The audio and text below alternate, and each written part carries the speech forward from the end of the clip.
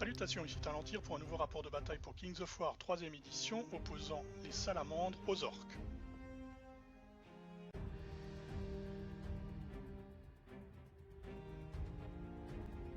La liste des salamandres sera jouée par Gilles.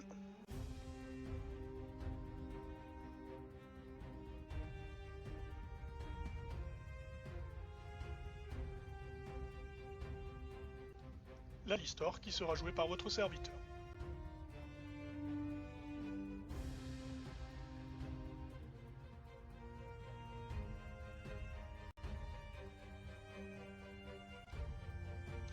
Nous déployons nos deux armées. À l'est, les orques sont massés près du marais, les planqués en avant-garde.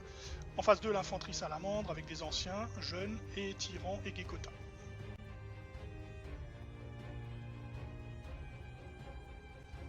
Au centre, j'ai déployé ma horde de grandes haches avec le boss sur char et un tambour qui avance tranquillement vers le centre.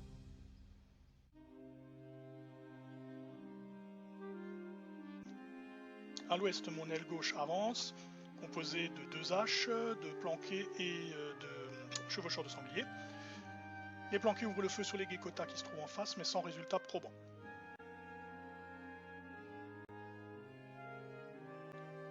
Les deux haches et le cogneur foncent pour prendre l'objectif qui se trouve en face, puisqu'il n'y a que des gekkota, deux troupes d'éclaireurs, un régiment de guerriers, et plus à l'est il y a des gardes cérémoniels, mais je pense que c'est jouable.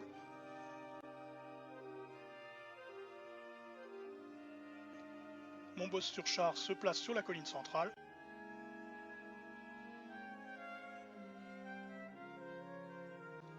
Sans surprise, la masse de gekkota qui se trouve sur le côté ouest avance et tire sur mes deux haches et sur le boss sur char. Les deux unitiers encaissent sans broncher. A noter que le boss doit cependant utiliser sa relance de motivant car mon adversaire a réussi à le faire mourir sur le premier jet. Donc c'est un bon coup de chance pour moi, mais ce n'est pas la première fois que cette situation va avoir lieu. Les orques continuent donc d'avancer. Mon cogneur sur sanglier fonce sur le Komodo et parvient à le blesser, ce qui l'empêchera de tirer au prochain tour.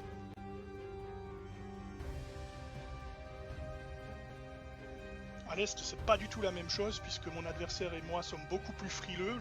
Les troupes orques et salamandres continuent de se regarder en chien de faïence, mais sans oser ni l'une ni l'autre prendre l'initiative.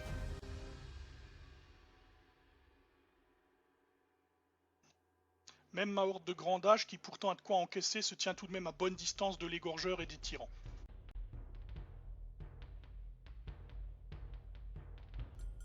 Les jeunes salamandres finissent par avancer, les tirs des gekkota et du Komodo sur mon géant infligent 4 blessures, mais c'est insuffisant pour le gêner.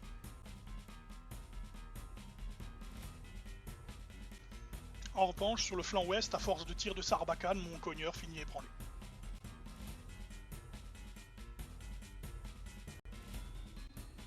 Gilles déclenche une charge avec ses guerriers gekkota et son Komodo contre mon unité de 2 haches. Le choc est violent, je prends 8 blessures sur la charge. Heureusement, avec le motivant, mes 2 haches tiennent bon.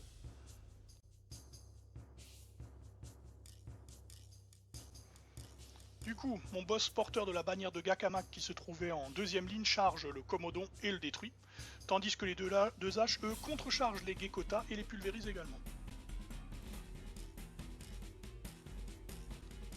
Un peu plus loin, le boss sur char détruit les gekkota grâce à une charge de flanc.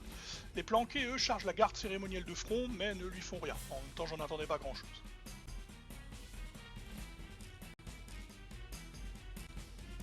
Point de situation, à l'est ça bouge toujours pas beaucoup, aucun d'entre nous ne voulait prendre l'initiative et risquer de se faire démolir à la contre-charge.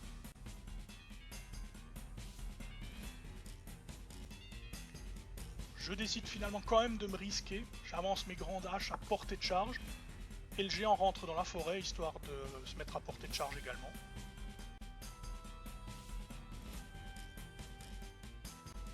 Pendant ce temps, l'adversaire continue de tirer à l'ouest, les gekkota ne parviennent pas à causer de perte aux 2 haches, heureusement.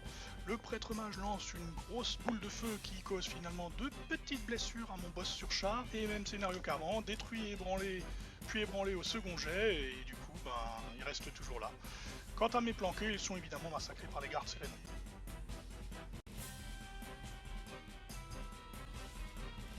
Aidé par un bon jet de charge sauvage et la bannière de Gakamak, mes 2 haches réussissent à charger les gekkota et les pulvérisent.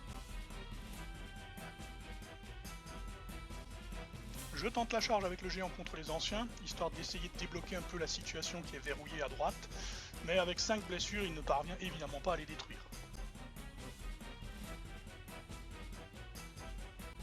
Mon adversaire riposte en faisant contourner le bois à ses Gekota qui inflige 3 blessures au tir aux 2 haches.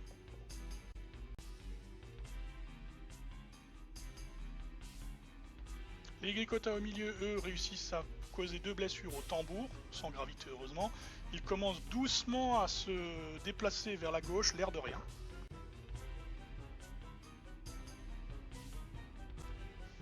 Le prêtre mage finit par se réveiller, il envoie une boule de feu 13 qui carbonise complètement mon cogneur.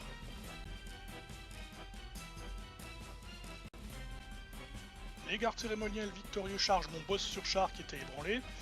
Il le passe à 9 blessures. Je subis un double 6 au premier jet, relance de motivant, et devinez quoi? Double 1. Le boss sur char survit encore.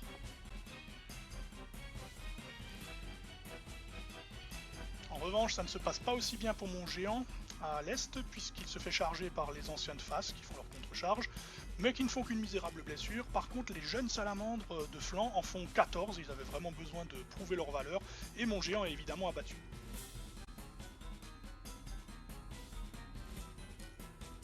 Le boss sur char contre-attaque, puisqu'il le peut, et il cause 2 blessures aux gardes cérémoniels qui ne bronchent pas, sont à peine entamés. Suite à l'offensive infructueuse de mon géant à l'est, la situation est revenue à la case départ, les tyrans et les gorgeurs ayant reculé hors de portée.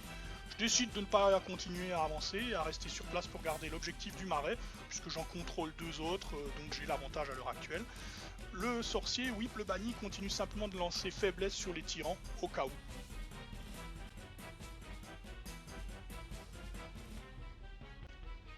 Sur le bord est, les Gekota et le prêtre mage continuent de harceler mes 2 haches, mais ces derniers tiennent toujours bon.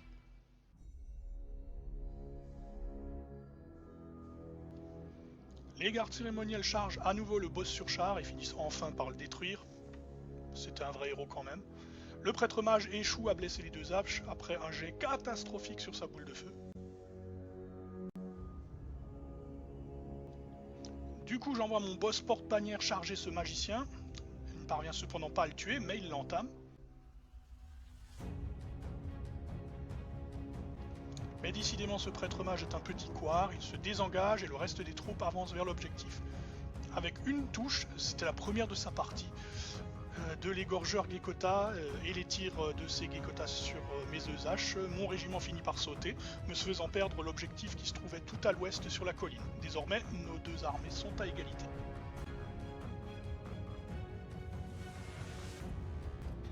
Je soigne l'autre régiment de 2 haches qui se trouve complètement à l'opposé à l'est avec Whip, et malgré tout, ils reprennent une salve des salamandres et du prêtre mage et finissent par sauter aussi. Je riposte avec un éclair de whip contre les Gekota, je m'attendais à pouvoir les dérouter vu leur faible morale, mais je n'y arrive pas et ils tiennent bon.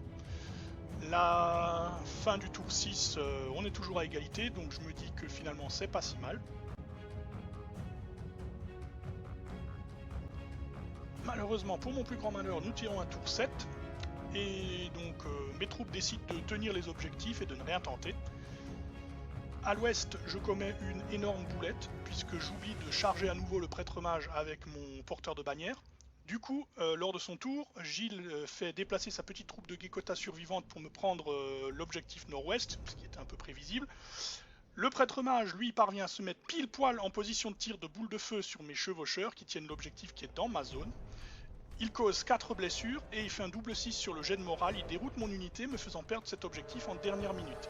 Au final, je ne détiens plus que l'objectif du marais avec mes jeunes haches. Quant à Gilles, il tient toujours les 3 qui sont dans sa moitié de table, c'est donc une victoire 3-1 pour les salamandres.